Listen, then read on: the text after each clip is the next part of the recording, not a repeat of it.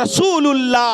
তাই আমি আজ এই আঙ্গারমণি গ্রামের মা বোনেদের বলতে চাই, দাদাদের বলতে চাই, দিদিদের বলতে চাই, জেঠাদের বলতে চাই, জেঠিদের বলতে চাই, দাদাদের বলতে চাই, দিদিদের বলতে চাই, ভাইদের বলতে চাই, বোনেদের বলতে চাই, নায়কদের বলতে চাই, নায়িকাদের বলতে চাই, সন্ন্যাসদের বলতে চাই, সন্ন্যাসিনীদের বলতে চাই, পাঠিকাকে বলতে চাই, পাঠককে বলতে চাই, কৃষক ব্যক্তিকে বলতে চাই, অফিসার ব্যক্তিকে বলতে চাই, আদালতে জানেওয়ালা ব্যক্তিকে বলতে চাই, মহরিলকে বলতে চাই, আপনি যেই লাইনেরই থাকুন না কেন, but you are Muslim, so that you should accept the holy Quran and you should learn education of the holy কোরআন।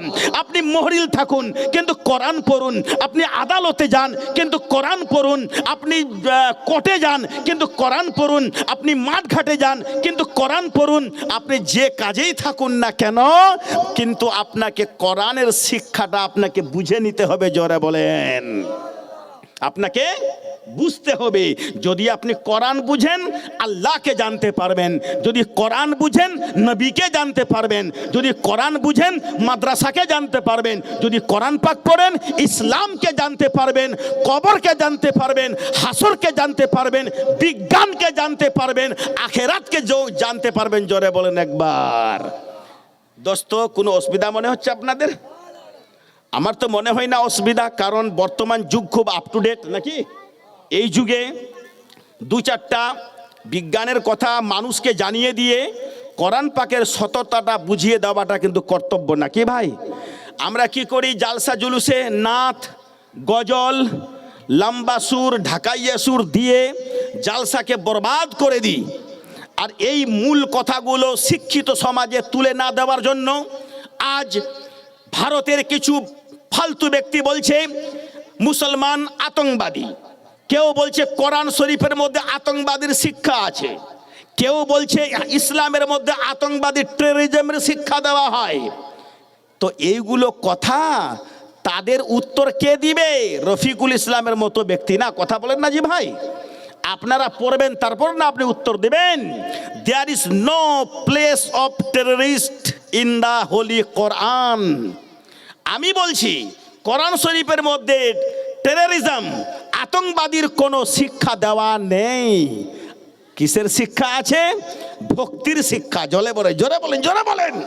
ভক্তির শিক্ষা, প্রীতির শিক্ষা, মুহাব্বতের শিক্ষা, প্রেমের শিক্ষা, নাজাইজ প্রেম থেকে সরে যাওয়া, জাইজ প্রেমে আবদ্ধ হয়ে যাওয়া, মা বাপকে মান্যতা দেওয়া, আল্লাহকে প্রস্তিস করা বা তার পূজা করা, তার মানে তার ইবাদত করা, রসুলে পাককে সম্মান দেওয়া, তার প্রতি দরুদ পড়া ইত্যাদি ইত্যাদি, গুরুজনদেরকে সম্মান দেওয়া, ছাত্রদেরকে স্নেহ দেওয়া, বড়দেরকে সম্মান দেওয়া, ছোটদেরকে স্নেহ করা, মা বোনদেরকে পর্দায় থাকা ইত্যাদি ইত্যাদি কোরআন পাকে বর্ণনা আছে। কিন্তু কোরআন পাকে এই কথাটা নয় যে তুমি তাকে গুলি করে মেরে ফেলো, কথা বুঝবেন? কিন্তু আজ দুঃখের বিষয়, এই হিন্দুস্তানের বুকে কোন কাপুরুষ বলছে ইসলামের মধ্যে আতঙ্কবাদীর শিক্ষা আছে। ভাই তুমি তো জানোই না, তুমি নামে মাত্র মুসলমান, হয়তো তুমি নামে মাত্র শিক্ষিত। কোন পারা, কোন সূরা, কোন আয়াত, কোন প্রসঙ্গে, কোন ক্ষেত্রে কথাই নাজিল হলো, কেন নাজিল হলো, কেনর উত্তর চাই। ধ্যান দিবেন, কেনর উত্তর চাই, জবাব চাই, ঠিক কিনা ভাই আপনি বলেন? তো আচ্ছা, আমি একটা আপনাকে যুক্তি দিচ্ছি। আপনার মন্দির যদি কেউ ভাঙতে আসে, আপনি কেউ হিন্দু ভাই হয়ে সেটাকে থামাবে না ভাঙতে দিবে? কোনটা? একটু হুয়া বলেন। এটা আবার উত্তর দিতে লেট কিসের বলেন আপনি? রুকবে, তাই না? মন্দির ভাঙতে দিবে না। কিন্তু তবুও যদি কেউ মন্দির ভাঙতে শুরু করে, তো মন্দিরওয়ালারা মন্দির ভাঙনেওয়ালার সঙ্গে যুদ্ধ করবে কিনা বলেন? একটু হুয়া কেন বলেন না? সেই যুদ্ধটা শুধু মারামারিটাকেই যুদ্ধ বলা হয় না, মাথা দিয়ে গল দেওয়াটাও যুদ্ধ হয়, আবার হাতিয়ার নিয়েও যুদ্ধ হয়, যুক্তির মাধ্যমে পরাজিত করে দেওয়া এটাও একটা যুদ্ধ হলো, ঠিক কিনা আপনি বলেন?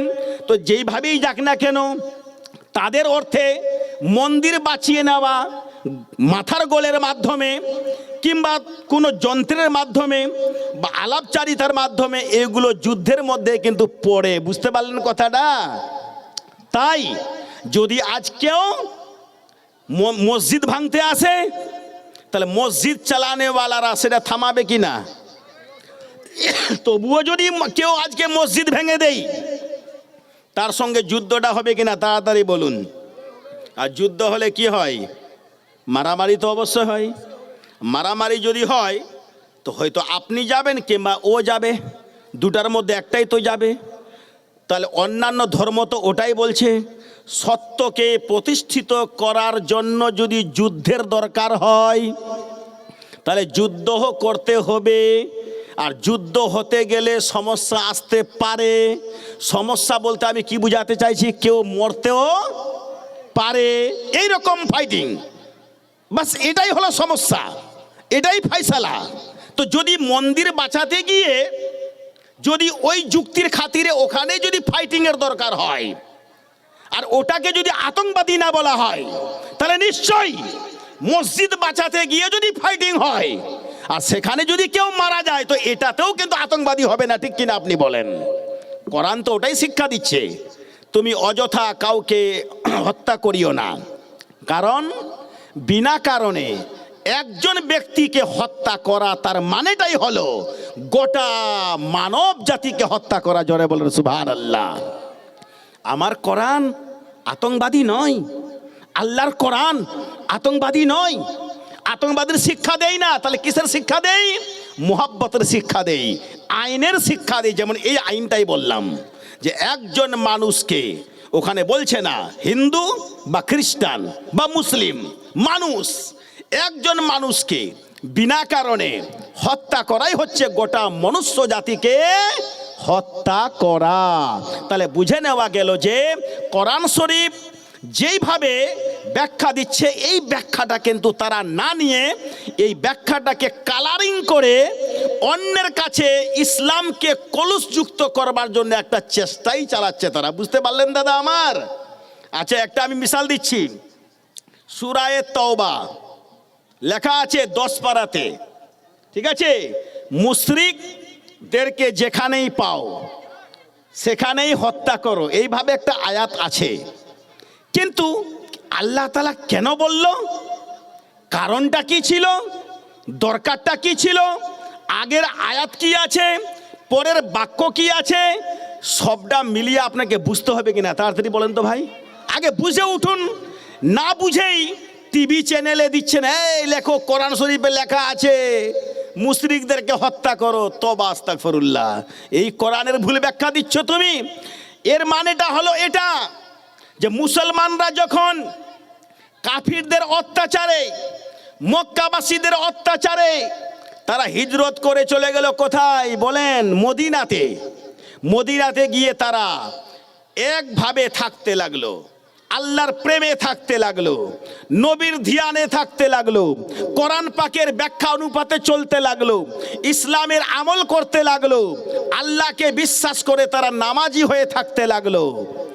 তারা কাউরি সঙ্গে সমস্যা উদ্ঘাটন করতে রাজি না, তারা মারপিট করতে রাজি না। তারা এটাই বলেছিল, আমরা যখন মক্কা ছেড়ে চলে আসলাম মদিনাতে তো আমরা এক আল্লাহর ইবাদত করব আর আমরা দুঃখে সুখে এখানেই বাস করব। জোরে বলেন একবার। এত আনন্দে থাকা সত্ত্বেও, এত চুপচাপ থাকা সত্ত্বেও মক্কাবাসী জালিমদের আর সহ্য হলো না। তারা মক্কা থেকে পলায়ন করে গেছে কোথায়? মদিনাতে। ওখানে কি আমরা তাদেরকে শান্তিতে বসবাস করতে দিব? কে বলতে লাগলো? এই অত্যাচারীরা। কারা? মক্কাবাসীরা। তাই তারা কি করলো? তারা জাসুসি করতে লাগলো, গোয়েন্দাগিরি করতে লাগলো। মদিনার মুসলমানদেরকে কেমন হত্যা করা যায়, মদিনার মুসলমানকে কেমন বিভ্রান্ত করা যায়, মুসলমানদেরকে কেমন পথভ্রষ্ট করা যায়। তাদের মসজিদ ভেঙে দিতে হবে, তাদের আর কিছু করতে হবে, তাদের ইমানকে হামলা করতে হবে, তাদের সঙ্গে ফাইটিং করতে হবে, তাদেরকে মারতে হবে, তাদেরকে কতল করতে হবে। ভাষা বুঝেছেন ভাই? যখন এইভাবে প্রয়াস চলতে লাগলো, এইভাবে যখন জানতে লাগলো, বুঝা গেল, সবই কিছু জানা গেল, অবশেষে এই আয়াত নাজিল হলো। অবশেষে এই আয়াত নাজিল হলো। আল্লাহ বলছেন না যে মুসলমান তোমরা বিনা কারণে যুদ্ধ করো, তোমরা তো শান্তিতেই ছিলে, কিন্তু ওরা যখন তোমাদের উপরে চড়াও করছে তো তোমাদেরকে জান তো বাঁচাতে হবে। জোরে বলেন একবার, উদ্দেশ্য বুঝুন।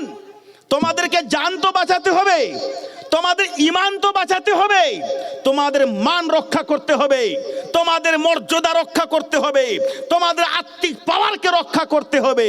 তাই এবার আল্লাহ তাআলা বলছেন যে তোমরা যেখানেই যুদ্ধ চলাকালীন মুশরিকদেরকে পাবে তাদেরকে তোমরা হত্যা করবে। জোরে বলেন সুবহানাল্লাহ।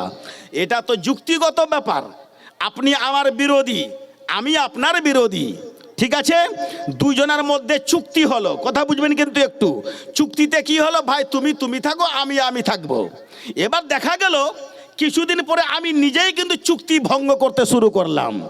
ফাঁক পেলেই কিন্তু আমি আপনার মসজিদ ভেঙে নাউজুবিল্লাহ আপনাকে হত্যা করব। ফাঁক পেলেই কিন্তু আমি আপনাকে অত্যাচার করব। এমনটাই যদি উপদ্রব দেখা দেই তাহলে বলুন চুক্তি ভঙ্গের কারণে একটা ফাইটিং হবে কিনা, তাড়াতাড়ি বলুন।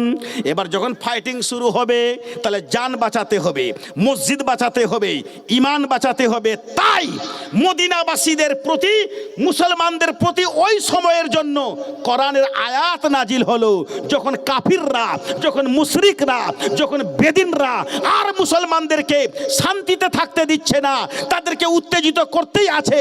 তারা মসজিদ ভাঙতে শুরু করবে, তারা মুসলমানকে কতল করবে, তারা মুসলমানকে অত্যাচার করবে। তো এই মুসলমানেরা এইবার তোমাদের উপরে কোরআনের আয়াত দেওয়া গেল যে তোমরাও তাদের সঙ্গে যুদ্ধে জড়িয়ে যাবে। এর এই মর্মে তোমরা যেখানে মুশরিকদেরকে পাবে তাদেরকে কি করবে? বাদবাকিটা বলেন, হত্যা করবে। এটা তো অটোমেটিক কথা নাকি ভাই বলেন?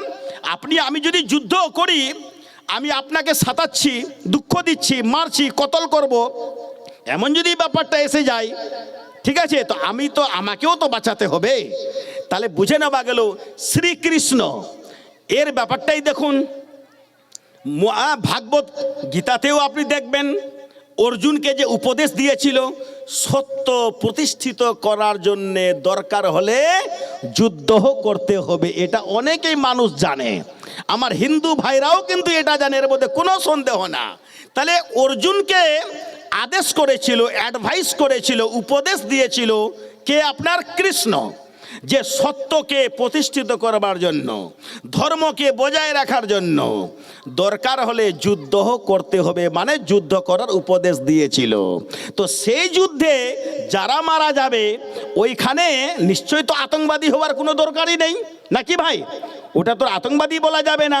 তাহলে সত্য সত্যই থাকবে, সত্যকে ব্যাখ্যা দিয়ে সেটাকে প্রতিষ্ঠিত করবার জন্য যুদ্ধ যদি হয় নিশ্চয়ই সেটাকে আতঙ্কবাদী বলা যায় না। ঠিক এমনটাই কোরআন পাকের মধ্যে আল্লাহ তাআলা যেটা বলেছেন সেটা প্রসঙ্গক্রমে বলেছেন, বিনা প্রসঙ্গে বলেননি। কিন্তু আজ দেখবেন কেউ মোবাইলে দেখছে, কেউ চ্যানেলে দেখছে, কেউ টিভি চ্যানেলে দেখছে, আর বলছে যে মুসলমান তো আতঙ্কবাদী। কোরআন পাকে তো আতঙ্কবাদীর শিক্ষা আছে। কোরআন শরীফের 10 পারা সূরা তওবাতে লেখা আছে, যেখানে পাবে সেখানে কতল করে দিবে। আস্তাগফিরুল্লাহ, कुरान ऐसा नहीं बोल रहा है, अल्लाह का बानी ऐसा नहीं है। अल्लाह ने जो फरमाया है तो किसी दरकार से फरमाया है। ताना যদি হয় তাহলে এখানে যদি আল্লাহ তাআলা বলতেন যে তোমরা মুশরিকদেরকে কতল করো, তাহলে মানেটা কি দাঁড়ায় যাবে? মানেটা দাঁড়াবে কি যে আঙ্গার মুনির মুসলমান আস্তাগফিরুল্লাহ আমার কোনো হিন্দু ভাইকে তাহলে কতল করুক, এমনি তাহলে মানেটা দাঁড়িয়ে যাবে। কিন্তু আল্লাহ তো এটা করতে বলছে না। ওটা মদিনার জন্য, মক্কার জন্য, ওই সময়ের জন্য যারা কাফিররা মুসলমানদেরকে সাতাচ্ছিল তাদের জন্য এই কোরআনে পাকের আয়াতটা নাজিল হয়েছিল। এবং সেটা আগামী দিনেও যদি কেউ এইরকম অত্যাচার করে, ঠিক আছে, আর বিনা কারণে ঈমান নষ্ট করে, আর দরকার যদি হয় তাহলে সেখানে যুদ্ধের ব্যাপারটা আসতে পারলে আসতে পারে।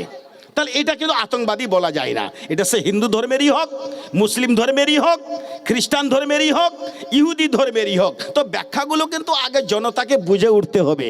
আর যারা ইসলামকে কলঙ্কিত করবার জন্য ভারতের মাটিতে নানান যুক্তি দিয়ে কোরআনকে কলুষযুক্ত করতে চায়, তারা শুনুক, হে কৌলে খোদা, কৌলে মোহাম্মদ, ফরমান না বদলা जाएगा, अरे बदलेगा जमाना लाख मगर कुरान ना बदला जाएगा। फिर से सुनून, है कौले खुदा, कौले मोहम्मद, फरमान ना बदला जाएगा, बदलेगा जमाना लाख मगर कुरान ना बदला जाएगा। স্বামী বিবেকানন্দ বলেছিল, নবী ছিলেন সাম্যের গায়ক, মানে সমতার গায়ক। নবী আমার জাকাত সিস্টেম বের করেছেন, আল্লাহ দিয়েছেন তার মাধ্যমে। নবী আমার অসুরের কথা বলেছেন, আল্লাহও বলেছেন। নবী আমার ফিতরা দেওয়ার কথা বলেছেন, ঠিক আছে, ঈদুল ফিতরের দিনে, ঠিক আছে, অসুরের কথা বলেছেন, জাকাতের কথা বলেছেন। এই তরিকা জর্জ বার্নার্ড শো, সিপিএম পার্টির নেতা, তিনিও প্রশংসা করেছেন আমার